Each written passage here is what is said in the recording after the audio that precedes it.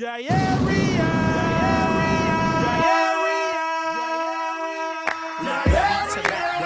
like that. Telling people that Phony Water is back. Like that. Telling people that Phony Water is back. Like that. You are tuned into the W Show on Sideline Sports Talk Network and 100.1 FM, Kansas City. Live from Radio Row in San Francisco, California. Brought to you by Gates Barbecue, the Negro Leagues Baseball Museum, Dillard Zona Rosa, the Soul of Santa, Golden Gate Funeral and Cremation Services, and Wood Nissan. All right, back here live on Radio Row. We've had a bunch of guests coming through today. We also have another amazing guest, Mr. Fred Anthony Smith, who's with Smack Entertainment.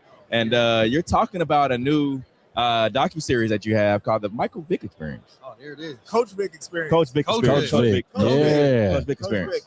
Tonight on BET. And it's funny that you mentioned the Michael Vick Experience. You know, some of us of a certain age remember that commercial. Remember that, yeah. Little homie and the thing, and you know, and he was doing the Michael Vick Experience. And you know, very early on, Mike's wife, who's co-star of this and who's an executive producer, she took him to the side and she's like, "Look, this ain't the Michael Vick Experience." Yeah, okay. She's like, "This is different. It's like you can't get out there. It's Coach Vick Experience." Yeah. You know, kind of level setting and letting them know it's going to be different. Yeah. And it was different. It was different. Dealing with kids now is different than dealing with kids 20 years ago. Of course. And you know, NIL and portal and all of these things that you know they're part of the game now. It was him navigating that, but also as a first-time head coach. He's never been a head coach before. Yeah. So it's documenting all of that, and we're excited. They completely opened up their doors, opened up their lives. School was great. Opened up the school campus, and we think we have something special. And talk about just the being a part of, because he's at a HBCU. Yes. And when we had Everson Walls on, he went to Grambling State, and he just talked about that you know, HBCUs are being highlighted, but not enough. Yeah. So just talk about the fact that you guys were able to do that. Anytime we can do this, you know, I think it's important. You know, the fact that you guys, I mentioned, I heard Negro League baseball. Yeah. When the intro happened, and anytime we can document our history, document our institutions, especially now when there's so much is being attacked, we've got to do it. And you know, we did 3 seasons of Coach Prime before we did this show, and you know, Michael, knowing that he wanted to be a coach one day, he didn't know it was going to be this soon, but knowing he wanted to be a coach one day, he actually wanted to spend some time with Deion. Yeah. Because Deion's been a champion of Michael, you know, ever since Michael was playing. Sure. He went and spent some time with Deion. They talked, and Deion was like, "Time is now. Yeah. You don't have to be later. You don't have to, you know, quote unquote, pay your dues and go do this and coordinator and position coach." It's like if you feel it in your heart, you feel it's your calling. You know, it will present itself, and time will be now. And sure enough, a couple months later, he had 2 offers: one at Norfolk State, another at the PWI. Wow! He chose Norfolk State. He wanted to go home, but he also wanted to give back. And you know, that other offer was financially a little bit more lucrative. Had more resources, but he felt it was important for him to at least start his career at an HBCU. Yeah, definitely. And I mean, frankly speaking, a lot of black coaches really don't get that opportunity, you know, for a university that big without having the experience. Is there certain things that you learned working on the Coach Prime series that helped prepare you for this one? Absolutely. Absolutely. So, you know, starting Coach Prime at Jackson State and then moving to Colorado, you know, those first couple of years at Jackson, you know, there was definitely some similarities between Norfolk. Just as far as, you know, having a community that was so, as soon as Michael walked in, and look, it's a little bit different with Michael versus Deion, because at least Michael had roots, you know, in the Virginia area. That's basically his home school.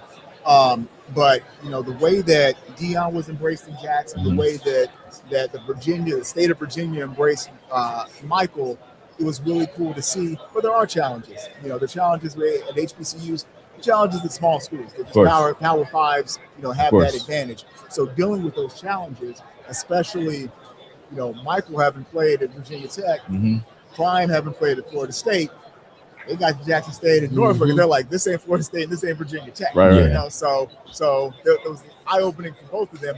But having gone through that process before with Deion, production-wise, we were able to, you know, to be ahead of some things. Definitely. But also, I mean, Dion is in the first episode. Dion pops up throughout the series. Really? Mike is FaceTiming Dion. Yeah. He's like, before the first game, he's like, look, man, he's like, what advice do you have? I've had some challenges already, dealing with kids that can't get to practice and, don't know how to do X, Y, and Z. Yeah. Because that's a huge part of college coaching, too. It's like you're dealing with teenagers, basically. Yeah. You're trying to figure things out. Yeah. So it's him also in that role. It's like, man, these are pro athletes. It's like, I'm dealing with all kinds of stuff. Yeah. And I don't even think it's not X's and O's. It's not what's on the field. It's these guys, figuring out how to do laundry. It's like that sort of stuff.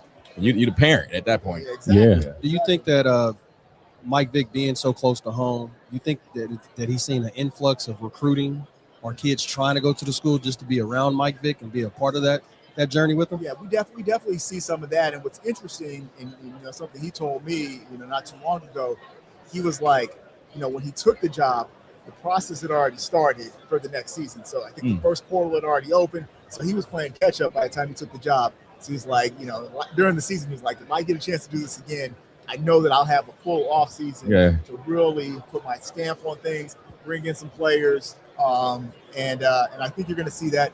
Look, we saw it with Dion, we saw it in Colorado and also at Jackson State, and you see that just through the way that these kids interact with him. Like there's a scene in the first episode where kid like defensive line kind of gets together like, man, can you believe we playing for Michael Vick? I'm thinking, man, you guys too young to see Mike play. And I actually told one of them that. He was like, yeah, but man, we seen the YouTube, we seen the highlights. We know that's different. Do you think that Mike Vick's status is going to help bring more resources, basically financially, to help out some of these HBCUs get more recognition? Yeah, we're already seeing it. We're already seeing it at Norfolk State. We saw it at Jackson State with Dion.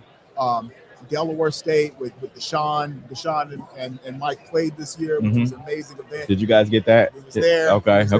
And when me and Deshaun go back to, I know Deshaun since he was at Cal, so seeing those guys full circle, and it's interesting. I talked about Vic going out and seeing Dion, but like I said, Deshaun went out to see Dion. Yeah, okay. These guys are going to talk to their mentors. That's what we should. We should talk to our unks, and we should talk to people that came before us, and seeing Deshaun and Michael at the link play, in the NFL stadium with Cam there and Marshawn there, and you're seeing all these people that are there. That's a moment. Definitely. And before we get you out of here, how can people, watch the documentary? BET.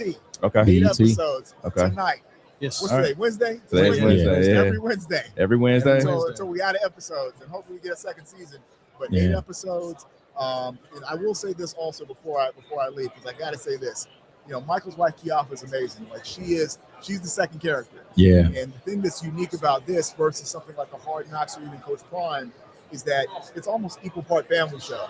It's like they have a kid who just got out of college, they have a kid that's in college, they have one that's a senior in high school getting ready for college, and they got a little 7-year-old like a little homie from Fresh Prince that pops up. So it's almost like they're the Banks family, They are.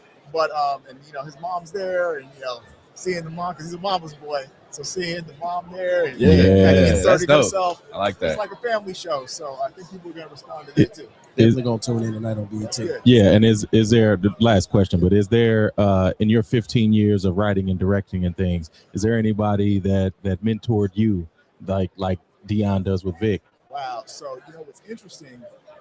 Like I've had people. It's interesting. Not necessarily, and there's been people that, from the director standpoint, and writing and show running standpoint that have, kind of come to your life at the right time and help guide you. Some of my mentors have been other athletes. I've just been around athletes so long. Yeah. So, I got to spend a lot of time with Jim Brown and his wife before Jim died. And, and Jim was somebody that was there and was all.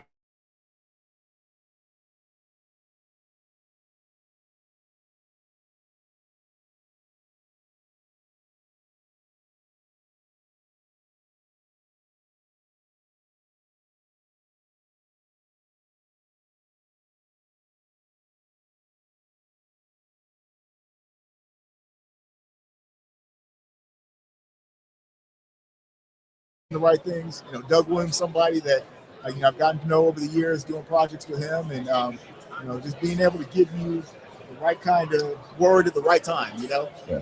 Definitely. We definitely appreciate you giving us some of your time. Thank you so much. We'll make sure we tune in until all of Tune in, our everybody. viewers and listeners to tune Please. in. The Coach Vic Experience. We'll be back here live from Radio Row. Opinions expressed on the W Radio Show by the host, co-host, guests, and call-in listeners are solely the opinions and responsibility of the original source who expressed them. They do not represent the opinions of the W Show, 100.1 FM, One Kansas City Radio, Sideline Sports Talk, Team Wall Street Foundations, or affiliates.